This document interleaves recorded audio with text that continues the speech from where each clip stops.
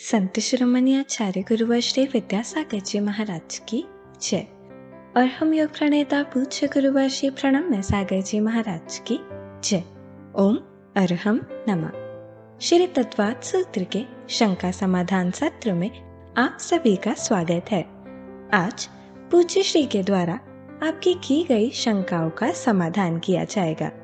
यदि आप भी अपनी शंकाएं भेजना चाहते हैं तो विजिट कीजिए ttv.arham.yoga और हमारे शंका समाधान फॉर्म को फिल कीजिए। सत्र संबंधी शंकाओं का समाधान स्वयं पूज्य श्री करेंगे। इस कक्षा की सभी जानकारियां जानने के लिए आप हमारी वेबसाइट ttv.arham.yoga को विजिट कर सकते हैं। आप हमारे व्हाट्सएप ग्रुप भी ज्वाइन कर सकते हैं cut.ly/तत्वार्थ पर। इस कार्यक्रम के प्रसारण में पुण्यार्चक बनकर आप धर्म प्रभावना कर सकते हैं और पुण्यार्जन भी कर सकते हैं। आप टीम अरहम को 9810436940 पर संपर्क कर सकते हैं। चलिए पूज्य गुरुवर के चरणों में चलते हैं।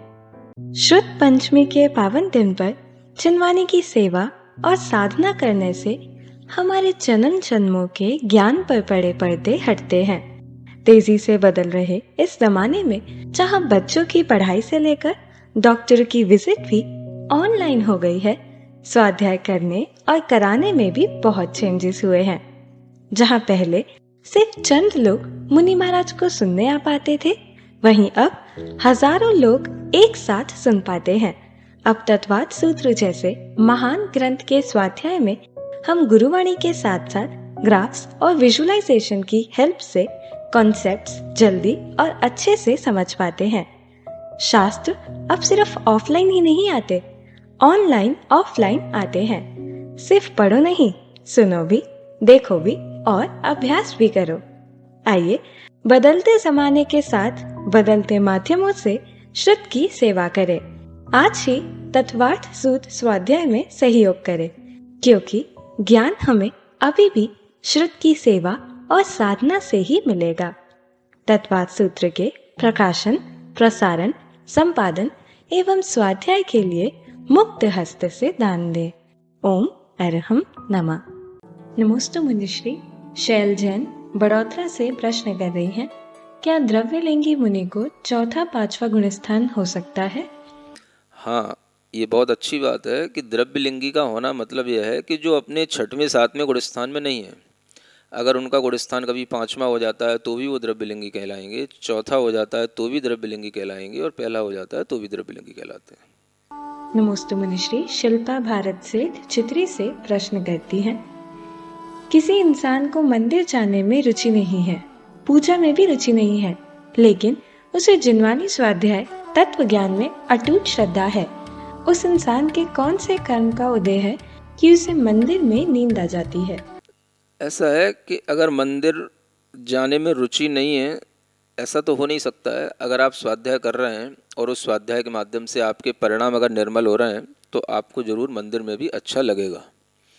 अगर मंदिर में जाने से नींद आती है या मंदिर में जाने में रुचि नहीं है तो कहीं ना कहीं आपके लिए जानकारी तो मिली है स्वाध्याय के माध्यम से, लेकिन आपके अंदर वो ज्ञान जो है जिस रूप में डाइजेस्ट होना चाहिए और जो आपके परिणामों में निर्मलता उत्पन्न करना चाहिए या आपके अंदर श्रद्धान पैदा करना चाहिए, वैसा वो अभी ज्ञान नहीं कर पा रहा है।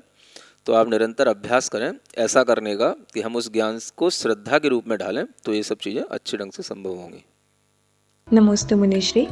कुसुम जैन मंदसौर से प्रश्न करती हैं, सर्वार्थ सिद्धि और ज्ञानार्णव शास्त्र को पढ़ने से हमें तत्वार्थ सूत्र थोड़ा समझ में आ सकता है? सर्वार्थ सिद्धि को समझने से तो तत्वार्थ सूत्र बहुत अच्छे ढंग से समझ में आएगा ही, क्योंकि तत्वार्थ सूत्र की सर्वप्रथम टीका सर्वार्थ सिद्धि ही है। ज्ञानार्णव का विषय अपने तरह से योग आदि के ऊपर निर्भर है और वह अनेक 12 भावनाओं आदि के विषय को लिए हुए है, ध्यान आदि के विषय को लिए हुए है। तो सब चीज़ों में, सभी ग्रंथों में सभी विषय निहित होते हैं। अब आपको कौन सा विषय समझना है ये आपके ऊपर निर्भर है, लेकिन सर्वार्थ सिद्धि ग्रंथ ही पर्याप्त है तत्वार्थ सूत्र को समझने के लिए। नमोस्तु मुनिश्री। जेडी शाह विराट गुजरात से प्रश्न करते हैं, विज्ञान के लिए मन को ब्रेन माना गया है, जो मस्तिष्क में है, जबकि धर्म इसे सीने में 8 पंखुड़ी वाला कमल बताता है। ब्रेन यानी मन, विचार और संवेदन करता है। ब्रेन मन नहीं है, तो धर्म के लिए ब्रेन को क्या माना गया है? ऐसा समझना चाहिए कि जो जैन दर्शन में 8 पाखुड़ी वाला मन माना गया है, वो उस मन को यानी मन के अंदर विचार उत्पन्न होने का एक पहले मुख्य ओरिजिन पॉइंट होता है। फिर उसका फंक्शन दिखाने के लिए हमें उसके इक्विपमेंट की तरह अन्य चीज़ों की आवश्यकता होती है। तो आज जैसे हम ब्रेन कह रहे हैं, वो ब्रेन हमारा उस मन का एक इक्विपमेंट है ना। जैसे कोई भी टीवी वगैरह होती है, तो उस टीवी का ऊपरी ढांचा होता है, स्क्रीन होती है, और उसके अंदर अनेक तरह के उसमें सिस्टम लगे रहते हैं। तो वो सिस्टम जो है वो बहुत ही पॉइंट से जुड़े रहते हैं। तो मन जो है उसी पॉइंट की तरह समझना चाहिए। अब उसको हमें मैनिफेस्ट करने के लिए जो हमें सिस्टम चाहिए, वो सिस्टम हमारे ब्रेन के थ्रू, हार्ट के थ्रू वो सब बनता है। तो ये सब उसके इक्विपमेंट हैं। और मन जो वास्तव में जहाँ से जनरेट होता है, वो हृदय में अष्टपंखुड़ी के उस स्थान से ही जनरेट होता है, ऐसा समझना चाहिए। नमस्ते मुनिश्री।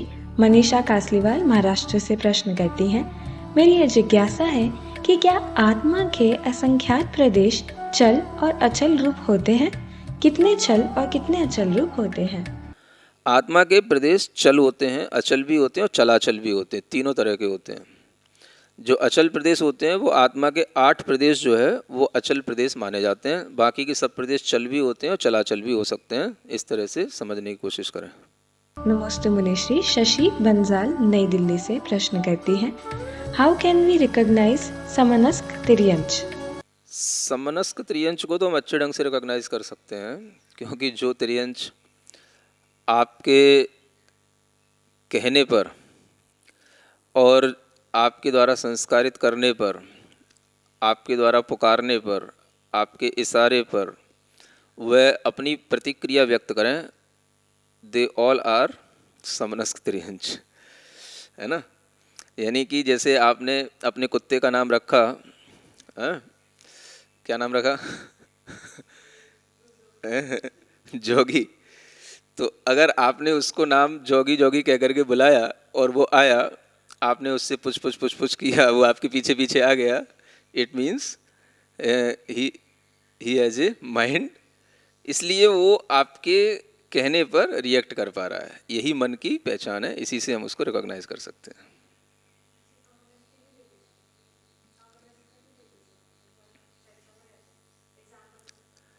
और इसके विपरीत जो अमनस्क होगा, तो उस अमनस्क के लिए ये पॉसिबल नहीं होगा कि आप उसका नाम बोलेंगे तो वह नाम सुन लेगा, लेकिन ये नहीं समझेगा कि नाम मेरा ही है, क्योंकि उसके पास में मन नहीं है इस विचार करने का कि नाम मेरा ही है।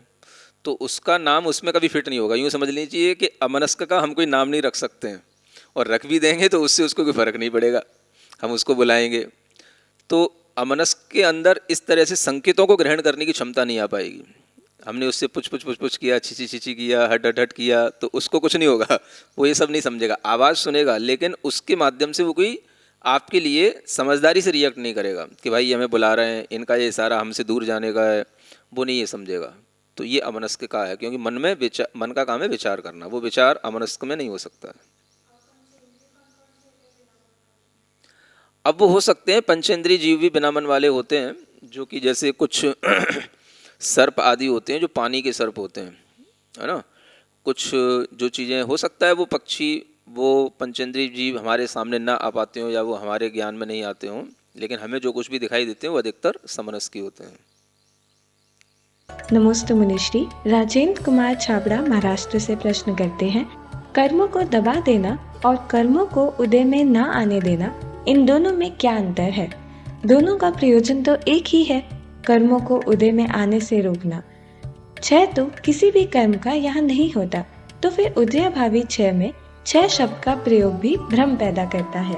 कृपया समाधान कीजिए। प्रश्न तो आपका अच्छा है। दबा देने का मतलब ऐसा समझना चाहिए, जब हम दबा देने की बात करें तो एक होता है, आप इसको अच्छे ढंग से समझने की कोशिश करें, हम बता देते रहे हैं। एक होता है प्रशस्त उपशम और एक होता है अप्रशस्त उपशम, है ना।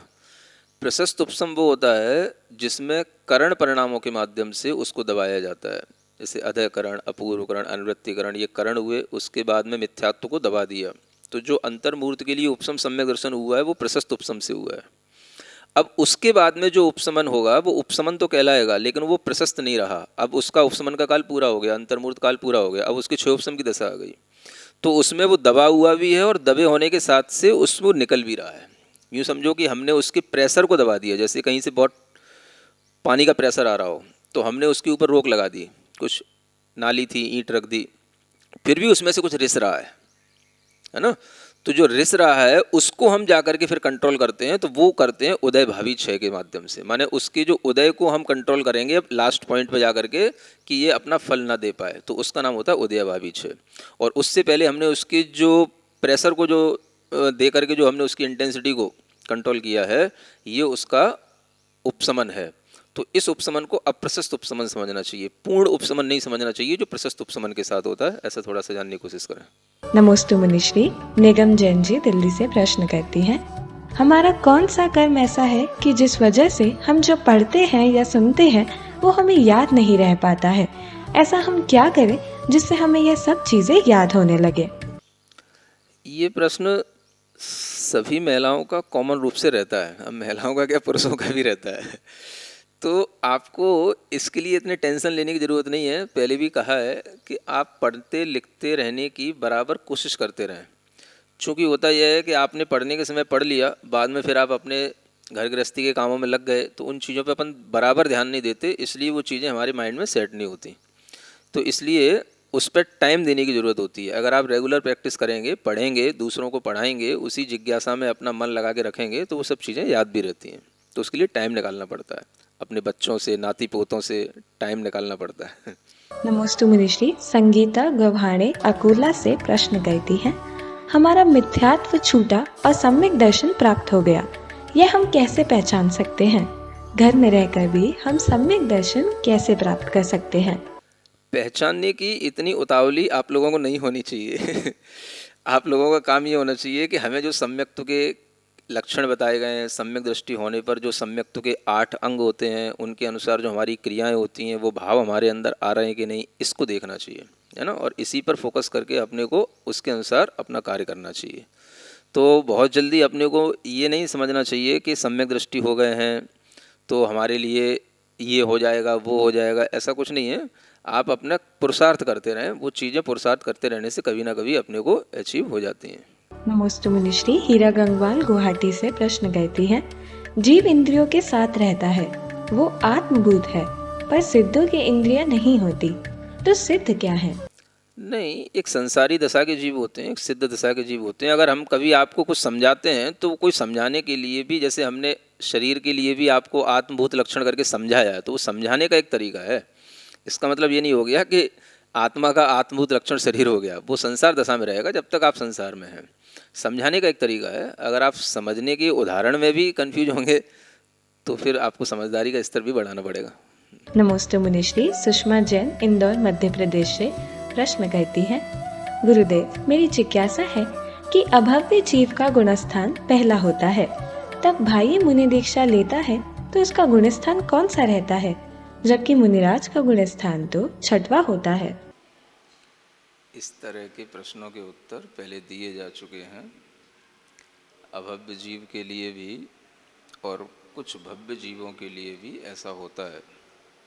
भीतर से गुणस्थान नहीं भी बदलता है तो बाहर से संयम को धारण किया जा सकता है, दिगंबर रूप को धारण किया जा सकता है, तपस्या की जा सकती है, और उसके फलस्वरूप बहुत उत्कृष्ट ऊंचाई वाले जो नवग्रैविक आदि स्वर्ग हैं वहाँ तक भी वह जीव पहुँच सकता है। तो पहले गुणस्थान के साथ भी इस तरह से जो संयम का पालन किया जाता है उसको द्रव्य संयम कहते हैं। वह भाव संयम नहीं होता, वह द्रव्य संयम कहलाता है। नमोस्तु मुनिश्री। सुनीता जी गाजियाबाद से प्रश्न करती हैं, अनंत और अनंतानंत संख्या में क्या अंतर है और इतर निगोद कहाँ पर है? अनंत को भी 3 भागों में विभाजित किया जाता है। जहाँ अनंत कहा जाता है वहाँ अनंत कहने का मतलब हमारे लिए अंडरस्टूड रहता है, वहाँ अनंत माने अनंतानंत भी हो सकता है। अनंत के ही तीन भेद होते हैं, युक्तानंत, परीतानंत और अनंतानंत। तो जो अनंतानंत है वो अनंत का ही भेद है। कहीं कहीं हम अनंतानंत को भी अनंत के रूप में कह सकते हैं, कहा जाता है। अगर उसका विशेष रूप से हमें क्लैरिफिकेशन करना होता है तब हम उसको अनंतानंत इस संख्या के माध्यम से करते हैं। इतर निगोद कोई अलग निगोद का स्थान नहीं है। जो जीव नित्य निगोद से निकल करके त्रस पर्याय को प्राप्त करके पुनः फिर निगोद पर्याय को प्राप्त कर लेते हैं, उन्हें इतर निगोद इस नाम से पुकारा जाता है। निगोद तो निगोद ही होता है, तो इतर निगोद का कोई अलग से स्थान नहीं होता। इतर निगोद कोई अलग टाइप के जीव भी नहीं होते, उनका केवल नाम जो है अब इतर निगोद कहलाएगा, क्योंकि वो एक बार त्रस पर्याय को प्राप्त करके फिर से निगोद पर्याय को प्राप्त किए हैं, इसलिए। नमोस्तु मुनिश्री मनोरमा जैन जी जयपुर से प्रश्न करती हैं, गुरुदेव सचित और अचित से क्या तात्पर्य है? पेड़ या पौधे से अलग होने के बाद भी फल या सब्जी सचित क्यों कहलाते हैं? और ऐसा भी कहा जाता है कि वह काटने पर अचित हो जाते हैं। सचित्त का मतलब होता है, चित्त माने होती है चेतना, जीव, प्राणी। तो जहाँ पर जीव से सहित वह कोई भी वनस्पति होती है तो उसको सचित वनस्पति कहते हैं। और जो वनस्पति या कोई भी जल आदि चीज़ें जब अचित हो जाती हैं, माने चेतना से रहित हो गई, उनमें कोई चित्त माने कोई प्राणी जीव का अंश न हो, कोई भी उसमें आत्मा प्राणी कोई भी उसमें विद्यमान न हो, तो वो कहलाएगा अचित। तो कोई भी वनस्पति है, उस वनस्पति के प्रत्येक अंश में जीव रहते हैं। साधारण निगोद वनस्पति का एक जीव तो सभी जगह रहते हैं, एक एक पत्ती में भी रहते हैं, प्रत्येक फल के प्रत्येक अंश में भी रहते हैं। तो उन जीवों से जब रहित वह फल होगा या पत्ती होगी तो वह अचित कहलाएगा। तो सचित और अचित में यही अंतर हमें समझना चाहिए। नमोस्तु मुनिश्री पूजा जैन इचाल कारंजी से प्रश्न करती हैं, इस पूरे खाली आकाश में निगोद जीव किस रूप में है? निगोद जीव सर्वत्र भरे हुए रहते हैं। एक बादर निगोद होते हैं, एक सूक्ष्म निगोद होते हैं। तो बादर निगोद के लिए तो फिर भी कोई आधार चाहिए पड़ता है, सूक्ष्म निगोदों के लिए कोई आधार की आवश्यकता नहीं होती है। जल, स्थल, आकाश, सर्वत्र वह सूक्ष्म निगोद अपना वास कर सकते हैं, करते हैं। उन्हीं सूक्ष्म निगोदों से यह पूरा लोक भरा हुआ रहता है। नमोस्तु मुनिश्री मैना एफ बोहरा बेंगलोर से प्रश्न करती हैं, मोबाइल चलाने में चेतन या अचेतन कौन से तेजस काय का उपयोग होता है, वह कैसे? मोबाइल चलाने में तेजस काय का उपयोग कैसे होगा? काय का संबंध तो शरीर से रहता है। अगर आप तेजस शरीर की बात कर रहे हैं तो तेजस शरीर तो उन जीवों में पाया जाता है जो जीव इस तरह से कोई भी अग्नि आदि के रूप में अपने को दिखाई दे रहे हों। तो मोबाइल चलाने में अगर कहीं कुछ उपयोग होता है तो वह विद्युत का उपयोग होता है, और उसमें जो एक तरह से इलेक्ट्रिसिटी रहती है वो कई बार इस तरह की चार्जिंग के साथ भी रहती है कि वह काम करती रहती है। और उसमें आपके लिए अगर होगा तो अग्नि का एक जीव अगर वहाँ पर किसी भी रूप में कोई उष्णता हमें उस एपरेटस में दिखाई देगी तो हम कह सकेंगे कि वो अग्नि का एक जीवों के संबंध से वह उष्ण हो रहा है। तो अगर मोबाइल चलाते चलाते गर्म होता है तो हम कह सकते हैं कि उसमें अग्नि का एक जीवों की भी खपत हो रही है, उत्पत्ति हो रही है, और उनका भी उसमें नाश होता है। नमोस्तु मुनिश्री रक्षत जी अहमदनगर से प्रश्न करते हैं, सम्यक मिथ्या दृष्टि जीव का गुण स्थान कौन सा होता है? ये तो बताया है, सम्यक मिथ्या दृष्टि जीव तृतीय गुण स्थान में होते हैं। उसी गुण स्थान का नाम ही सम्यक मिथ्यात्व है, उसी को ही मिश्र गुण स्थान कहते हैं। नमोस्तु मुनिश्री प्रतिभा मेघल नागपुर से प्रश्न करती हैं, कमलों की रचना और पुष्प वृष्टि भोगंतराय कर्म के क्षय से होती है, तो उपभोगंतराय कर्म के 6 से 6 प्रातिहार्य होंगे। कृपया समाधान कीजिए। ऐसा हम विभाजित न करें तो अच्छा होगा। ये तो समझाने के लिए है। भोग अंतराय कर्म के उदय से जो हमको दिखाई दे रहा है उसको उसी रूप में समझें, और उपभोग अंतराय कर्म के 6 से जो बताया गया है उसको उसी रूप में समझें, चाहे वो छत्रत्रय हों चाहे भामंडल हों। अगर वह हम उपभोग के रूप में उनको स्वीकार करते हैं तो उसे हम उपभोग अंतराय कर्म के 6 से कह सकते हैं। और एक बात आपको ये ध्यान रखनी चाहिए कि ये सभी चीज़ें देवों की विक्रिया शक्ति के माध्यम से होती हैं। तो हर चीज़ अंतर अंतर मुहूर्त में अपना स्वरूप बदलती रहती है। ये सिर्फ समझाने की एक पद्धति है। अगर ऐसा ही होता तो फिर भगवान के समोसरण छोड़ने के बाद भी वो चीज़ें भगवान से छूटनी नहीं चाहिए थी, लेकिन वो छूटती हैं।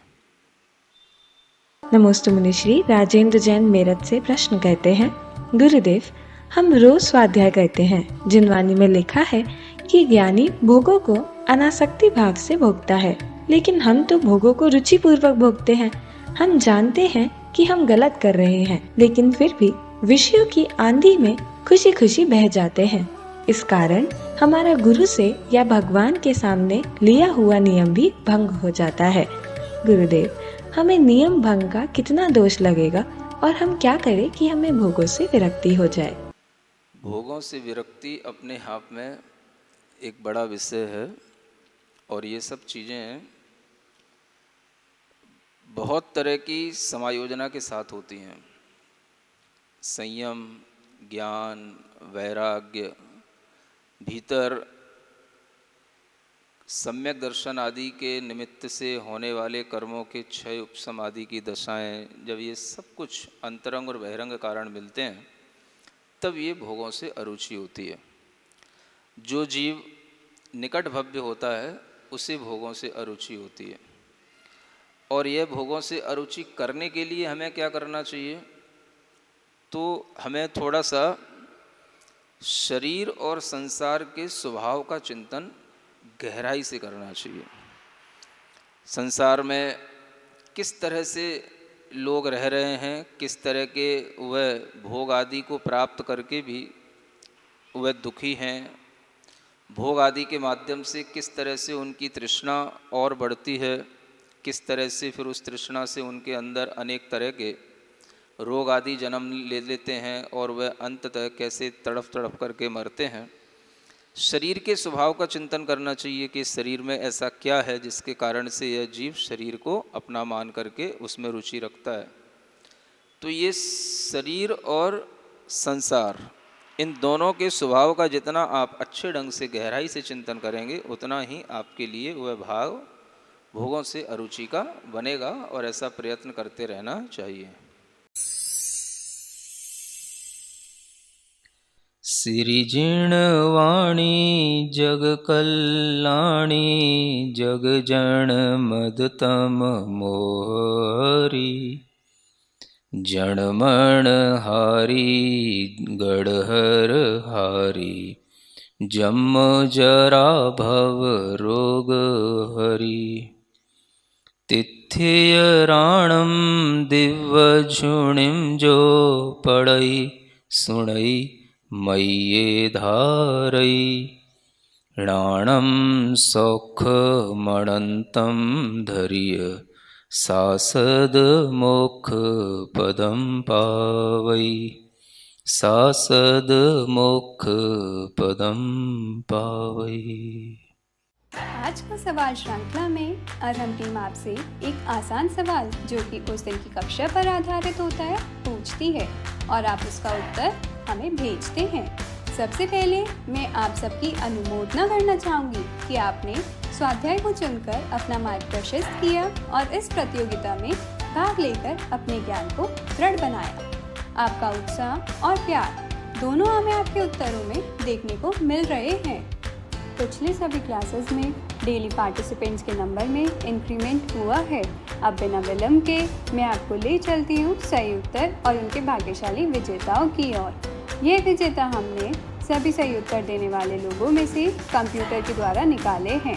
सभी विजेताओं को मिलेंगे आकर्षक अरहम ध्यान योग गिफ्ट हैम्पर। कक्षा 20 के प्रश्न का सही उत्तर है जीवत और इसके भाग्यशाली विजेता हैं शीला जी मुंबई से, मनोज जैन जी शामली से, ममता जैन जी शामली से। कक्षा 21 के प्रश्न का सही उत्तर है आत्मभूत और इसके भाग्यशाली विजेता हैं मनी जैन जी बीना से, रेणु जैन जी जयपुर से, रश्मि जैन जी फिरोजाबाद से। कक्षा 22 के प्रश्न का सही उत्तर है मन की वरगना और इसके भाग्यशाली विजेता हैं अदिति कोड़िया जी रायपुर से, नितिन जैन जी फरीदाबाद से, रिचा जैन जी मुजफ्फरनगर से। कक्षा 23 के प्रश्न का सही उत्तर है 3 इंद्रिय जीवों में और इसके भाग्यशाली विजेता हैं मंजुला जैन जी जयपुर से, सविता जैन जी शामली से, सुशीला गोदा जी रतलाम से। कक्षा 24 के प्रश्न का सही उत्तर है द्रव्य परिवर्तन और इसके भाग्यशाली विजेता हैं मीना शाह जी मुंबई से, सुनंदा साहू जी औरंगाबाद से, मीनाक्षी जैन जी भोपाल से। कक्षा 25 के प्रश्न का सही उत्तर है संगी पंचेंद्रिय और इसके भाग्यशाली विजेता हैं विनोद कुमार छाबड़ा जी जयपुर से, अनीता जैन जी हिसार से, वैशाली आदि कुमार जी नागपुर से। कक्षा 26 के प्रश्न का सही उत्तर है तिर्यंच गति और इसके भाग्यशाली विजेता हैं श्वेता जैन जी कानपुर से, प्रीति जैन जी मुंबई से, प्रभावती जी बेलगाम से। कक्षा 27 के प्रश्न का सही उत्तर है पृथ्वी काय और इसके भाग्यशाली विजेता हैं शशि जैन जी कानपुर से, रानी जैन जी, त्रिलोकचंद जैन जी थाने से। कक्षा 28 के प्रश्न का सही उत्तर है साधारण वनस्पति का एक जीव को और इसके भाग्यशाली विजेता हैं दिव्य प्रभा शाह जी सूरत से, ममता जैन जी दिल्ली से, शिल्पी जैन जी फिरोजाबाद से। सभी विजेताओं को बहुत बहुत शुभकामनाएं। हम सभी पार्टिसिपेंट्स के मंगल भविष्य की कामना करते हैं और भावना करते हैं कि आप इसी तरह जिन मार्ग पर आगे बढ़ें।